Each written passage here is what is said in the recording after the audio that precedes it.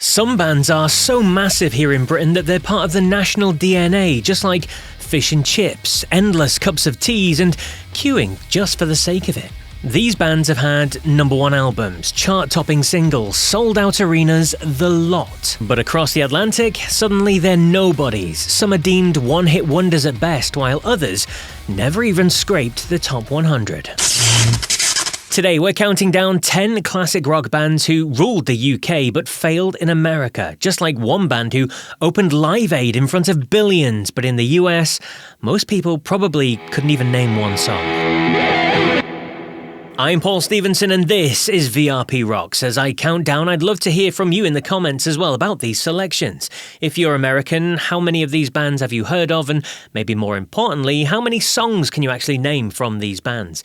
And if you're from here in Blighty, then why do you think these bands didn't connect stateside the same way they did back home? And if you enjoy the video, remember to hit subscribe to see hundreds of exclusive classic rock interviews and countdown videos right here on the channel. Okay, let's get into it. When you talk about the new wave of British heavy metal, the conversation over here usually includes the likes of Iron Maiden, Def Leppard, and Saxon. In Britain, they were huge. Wheels of Steel hit #5 in 1980. Denim and Leather, that cemented their reputation, and they played huge festivals like the first Monsters of Rock at Donington.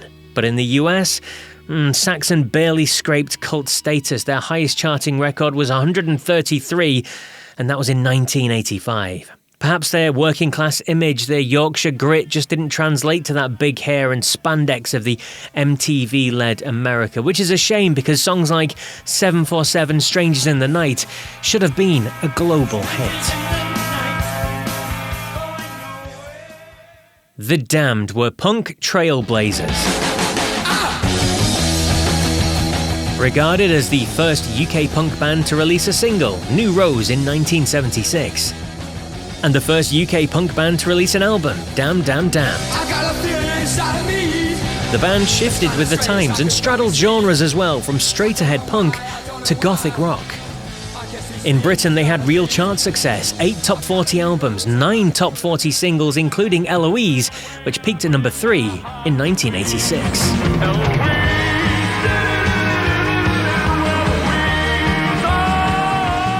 The band's internal conflicts, shifting lineups and changing styles probably made them unmarketable to a US audience, but they remain icons at home and were years ahead of their time. The Stranglers came out of the punk era but quickly proved they were more than just another snarling band with 3 chords. In the UK, they scored 12 top 20 singles and 11 top 20 albums. Songs like Peaches, No More Heroes, and of course Golden Brown are still staples of British radio today.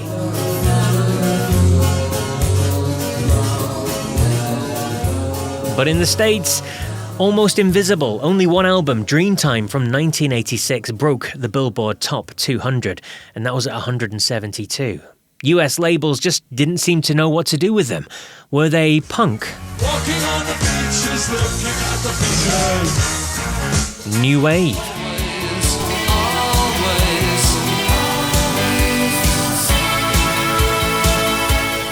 Pub rock?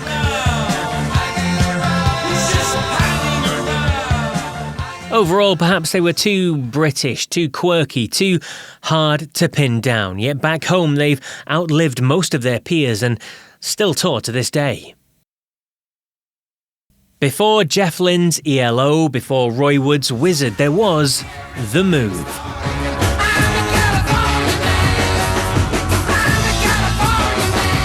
The Move had 9 top 20 singles between 1966 and 1971. Their song Flowers in the Rain was the first track played when BBC Radio 1 was launched, and they even had a #1 hit with Blackberry Way. Now, the band were notorious for doing things for publicity. They used an axe to smash TVs on stage, and this was back in the 60s. They even paraded around Manchester with a fake H-bomb, hoping to get arrested.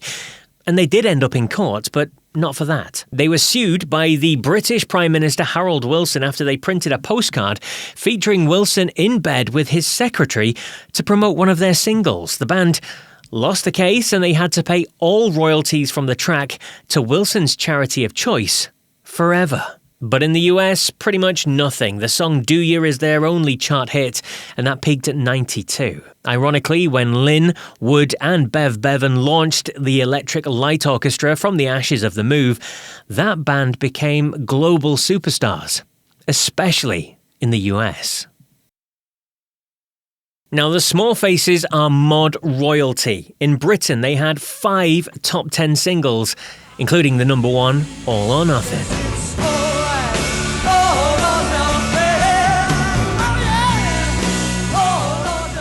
And their psychedelic masterpiece, Ogden's Nut Gone Flake, topped the UK album chart in 1968. And what a band they were too, fronted by the irrepressible Steve Marriott, backed by Ronnie Lane, Ian McLagan and Kenny Jones. In America, except for Itchy Coo Park scraping the top 20, Tin Soldier at 73, that was pretty much it, and none of their albums troubled the charts in any way. But when Marriott left the band and they morphed into The Faces, it was then Rod Stewart and Ronnie Wood who grabbed the spotlight. Yet here in the UK, the Small Faces remain one of the most influential bands of the era, and a band that I absolutely love. Check out the song, which is called Song of a Baker. It's one of my favourites.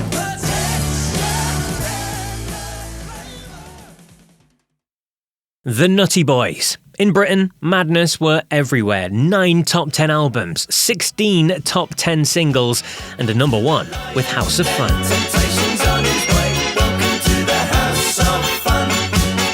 They were ska revivalists, music video pioneers, but in the US, Our House was top 10. I think It Must Be Love peppered the 30s, but that's about it. You're an embarrassment. Their Cockney humour, their kitchen sink lyrics, their very British take perhaps just didn't translate.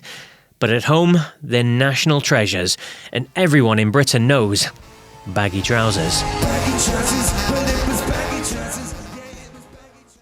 Mark Bolan was a superstar in early 70s Britain. We're not talking big, we're talking teen idol hysteria, T-Rextasy they called it, kids queuing overnight for tickets, parents horrified at the glitter, the feather boas, the satin trousers. Between 1970 and 1973, T-Rex had a run of 8 consecutive singles, where they all peaked at either number 1 or number 2, including 4 chart toppers. The albums, just as massive. Electric Warrior was a number 1, The Slider and Tanks, they both were top 5. You literally couldn't walk down a British high street without seeing Mark Bolan's face staring at you from a magazine cover. But in America, only Get It On cracked the Billboard top 10, and even then they had to rename it Banger Gong. And the sad part, it all ended too soon. Bolan was tragically killed in a car crash, aged just 29. Paul Weller's band The Jam, they weren't just a band though, they were a movement. Between 1977 and 1982, they scored 4 number 1 singles. 4. In fact, they had 9 top 10 hits, and interestingly, they had 18 hits inside the UK top 40, which was every single single they released. In Britain, they were the soundtrack of the late 70s and the early 80s. Sharp suits, sharper lyrics, and an attitude that connected with the working class. They defined the mod revival. They gave a voice to everyday frustrations, and Weller was nicknamed the Mod Father for good reason. In the States, though, barely heard of. Town Called Malice didn't even dent the top 100. Perhaps the Jam's lyrics were just too British, filled with references to council estates, tube stations, and social unrest. Brilliant for kids here in Woking, less so for kids in Wisconsin. In the 70s, Slade ruled Britain. Glam rock kings. They were the most successful British group of the 70s based on sales of singles. They were also the first act to have 3 singles enter the charts at number 1.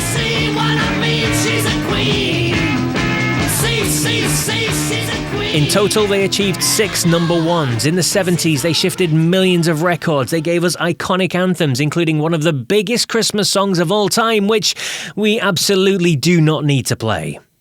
But in America, They simmered at best. Their only real US success came in 1984 with Run, Run Away, which scraped into the top 20. And that was it.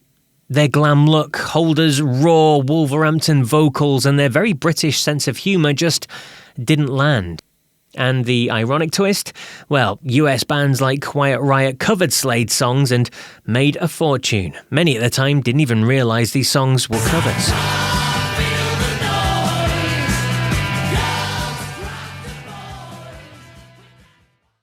And before I reveal the number one band, I want to hear from you. What do you think of these groups we've run through so far? If you're watching from America, were any of them on your radar back in the day? Do you know many of the songs, or are some of these names completely new? Also, is there any groups that should have been on this list? Let me know in the comments. I love hearing your perspective.